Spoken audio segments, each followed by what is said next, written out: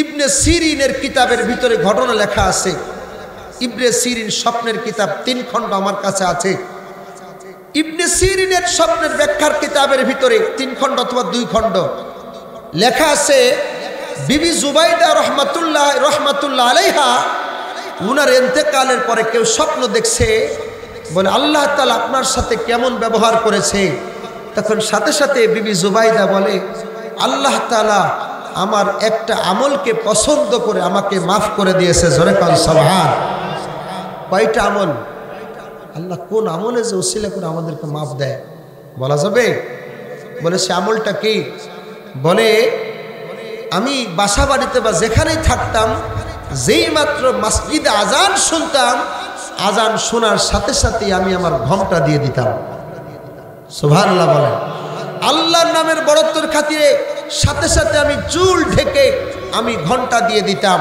আল্লাহর পবিত্র নামের খাতিরে আল্লাহ তাআলা এই আমলটা বড় পছন্দ করেছে। এই আমল পছন্দ করে আল্লাহ পাক আমাকে ক্ষমা দিয়েছে। জোরে বলেন সুবহানাল্লাহ। এই বিবি জুবাইদা উনি স্বপ্ন দেখছে একদিন। কি স্বপ্ন দেখলেন? একটু খারাপ স্বপ্ন। স্বপ্ন খারাপ হলে ব্যাখ্যা তো আর খারাপ হয় না, যারা ব্যাখ্যা করতে জানে তারা বুঝে। উনি স্বপ্ন দেখতেছে যে সমস্ত মানুষ পশু পাখি ওনার সাথে কি করতেছে? ওনার সাথে গুনাহের কাজ করতেছে। পশু পাখি মানুষ পুরুষ টুরুষ ওনার সাথে গুনাহের কাজ করতেছে। উনি এত বড় একজন বুজুর্গা মহিলা যখন এই স্বপ্ন দেখছে, স্বাভাবিক তো খারাপ লাগে, ঠিক কিনা?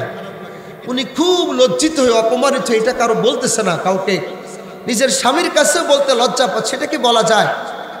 ভদ্র মহিলা, এত বড় দামি বুজুর্গা মহিলা, তুমি উনার কাজের যে মহিলা, উনাকে বলছে যে তুমি গিয়া ইবনে সিরিন স্বপ্নের বড় ব্যাখ্যাকারক ইমাম মালিক রহমাতুল্লাহ জামানার ইবনে সিরিন রহমাতুল্লাহ সুবহানাল্লাহ বলেন।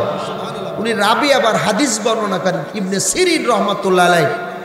উনার কাছে গিয়ে তুমি বলবা যে আমি স্বপ্ন দেখেছি যে সব মানুষেরা পুরুষ পশু পাখি সব আমার সাথে এইটা কাজ করতেছে, এই অপরাধ করছে।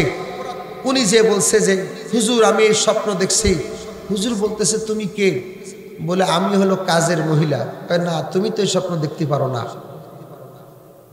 সুবহানাল্লাহ কইলেন না? আপনারা কি বেজার হইতেছেন না খেলাইছেন? তুমি তো এই স্বপ্ন দেখতে পারো না। তো কি বলে? তাহলে হুজুর চলে যায়। যাও। পরে যে বিবি সাহেব বলছে যে আমি তো এই স্বপ্ন দেখতে পারি না। বলে আচ্ছা যাও, কি করবো? আমার কথাই বলো যে আমি দেখছি।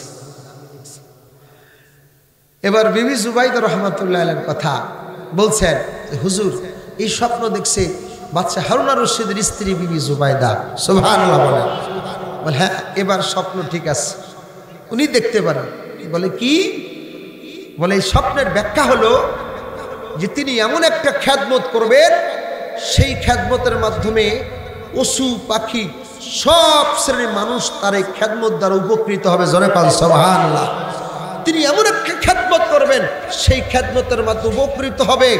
আজকে আমি অত্যন্ত খুশি হয়েছি, ভাইকে খুশি করার জন্য না, আমি আল্লাহর দিকে তাকায় কথা বলছি যে ভাই এবং এই এলাকার কিছু মুহিব্বিন, বিশেষ করে ভাই, এত সুন্দর একটা মাদ্রাসার ভবন দেখি আমি আসলে খুব খুশি হয়েছি। এবং ভাই অনেক অর্থ যোগান দেন, সহযোগিতা করেন। আল্লাহ বিরাট খ্যাদমত রসিলা করে বার দুনিয়া আখিরাতের কামিয়াবি দেন। আরো জোরে বলেন আমিন।